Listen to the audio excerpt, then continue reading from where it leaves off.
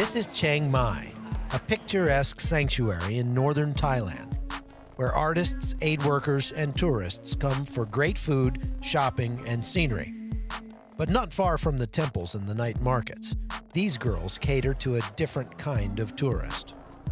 I'm sorry, what? Young girl, young lady. Young lady? Yeah, 18, 19 years. 18, 19 years old? Thailand is a popular destination for sex tourism, with up to 300,000 prostitutes at work throughout the country. The sex trade here takes several forms. The line is blurriest at massage parlors like these. Thailand is famous for its cheap massages, but many of them offer more than just a back rub.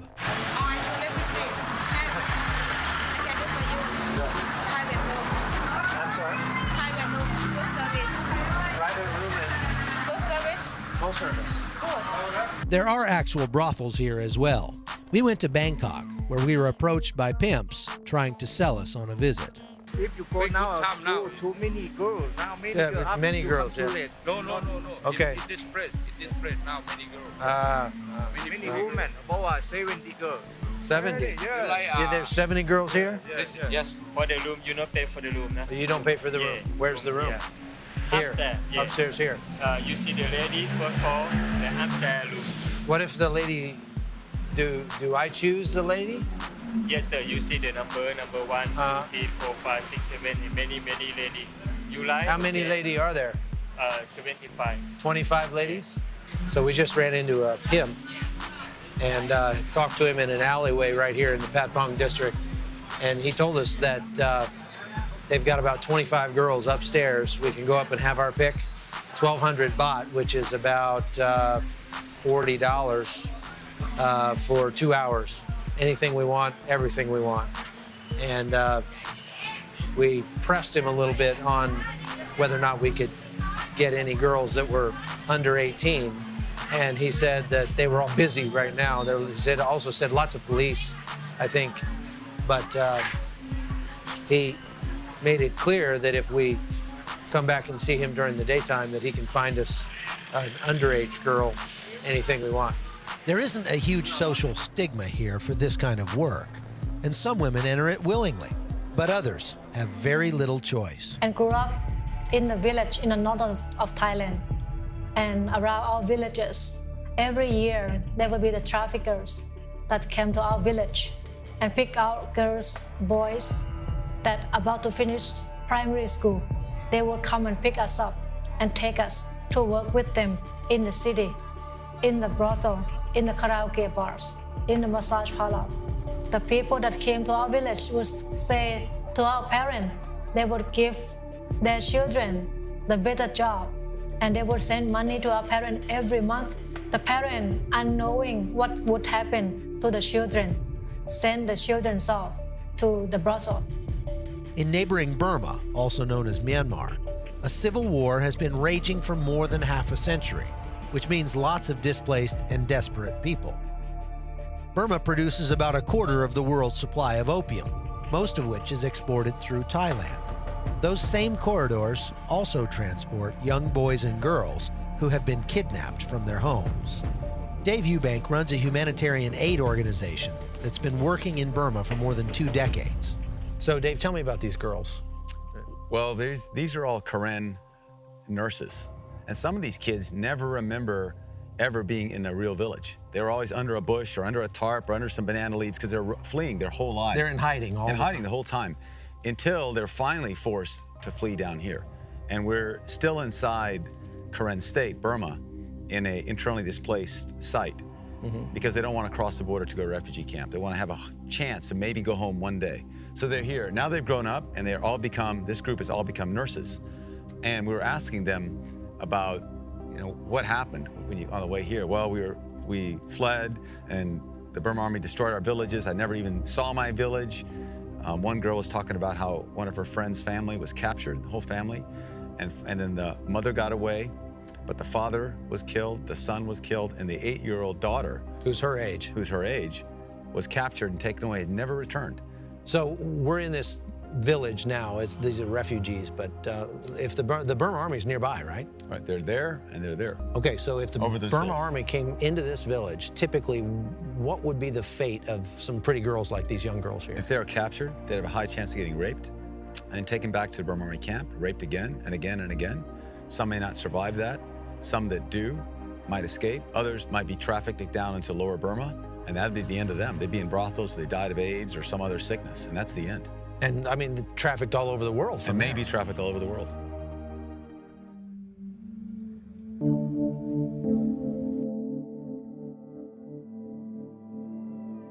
These days in America, it's uncommon to see prostitutes just standing out on the street corner like we saw over in Thailand. But that doesn't mean prostitution has gone away. As a matter of fact, it's a growing industry in America, but it takes different forms. From strip clubs to massage parlors to cantinas, with the help of technology, prostitution is getting harder and harder to stop. I began being taken into bars, local bars across the Dallas-Fort Worth area, and that's where the events would occur. They would basically come to the bar, and there was other girls there, and they would pick one, and they had rooms set up in the back. And so sometimes it would be like 5 men a night, and sometimes it would be 30 men a night. Melissa Woodward was trafficked as a child by members of her own family. In the evenings, they would come and doll us up and get us prepared, and we would go up and meet with the clients, and the whole act would begin again. And so for many hours that night, we would have to provide services. It's here. It's alive and well in America, but often people don't see it unless you know the signs to look for. It's mostly hidden, but it's hidden in plain sight. If you go to websites like Craigslist or Backpage.com, sites that people typically use, you will find where these children are located. They meet with the clients at a hotel, and it doesn't seem any different than if you're a couple walking into a hotel for the night. The North Texas Human Trafficking Task Force is made up of law enforcement and other organizations and works to rescue as many as possible from the nightmare of trafficking. If I didn't work in this line of work and see it every day, I would never believe it. And unfortunately, a lot of people out in the public don't see it, so they don't think it's happening. And it happens all over. It happens all over the city, from your best hotels to your worst motels. In 2013, federal authorities raided 9 massage parlors in the Dallas area after a 3-year investigation. The affidavit states all of these identified businesses operate as massage parlors, but in reality function as places of prostitution. It goes on to elaborate. Prostitutes are transported from California, Nevada, and Georgia, among other locations. Victims are being brought from abroad, either somewhere in Asia, and then to pay for the smuggling fee, they are forced to work at these massage parlors until they pay off that fee. Unfortunately, the fee's so high that it takes them forever to pay it off. One of the first victims that I came across was a very young girl. She was 16 years old. She was brought in from Mexico. The trafficker found her standing outside a pharmacy, and she was holding her baby, and she was begging for money to feed her. And the trafficker told her that he could smuggle her into the United States and get her a good job, a decent job where she could make good money and support her baby.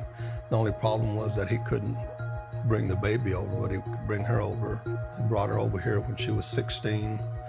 We identified her as a victim when she turned 26, and she was still working for the trafficker, trying to pay off her debt. The amount of red tape involved in prosecuting a trafficker is very frustrating for law enforcement, and the problem comes down to one of the hot-button issues facing America, our porous southern border.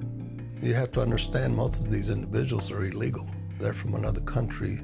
It's easier to just deport them and try to prosecute them. You just take him across the border, drop him off, and guess what? He'll be right back in the States, and he'll be bringing more girls with him. Over the years, we've seen a lot of different types of cases of human trafficking. Probably a little over 2/3 of the cases we've worked with have involved sex trafficking. The types of cases that have been seen really are women working in massage parlors, women working in maybe men's clubs, women that are just doing commercial sex work that are being controlled by somebody. Women being trafficked as prostitutes make up a large part of the human trafficking issue, but the problem goes far deeper than the sex industry.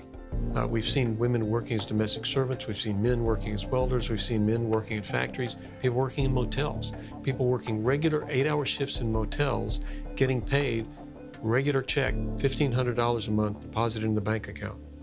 The next day, they're writing a check back to the owners of the motel for $1,500. When a person who's been trafficked comes to work with us, our ultimate goal is for that person to attain self-sufficiency, to be free, first of all, of the situation where somebody else was running the show and controlling them, but ultimately to be able to function in society on their own. I think one of the things that people need to understand is you cannot separate sex trafficking from pornography or stripping or adult prostitution, because so often what happens is these girls grow up and that's their only means of survival. That's what they know. They don't look at it from a moralistic viewpoint. They look at it as this is a way to survive and to make money. In the worldwide scheme of things, the profits are so overwhelming that eventually it's going to overtake drug selling. Drugs can only be sold once, but the human beings can be sold over and over and over, thus making human trafficking a very profitable criminal enterprise.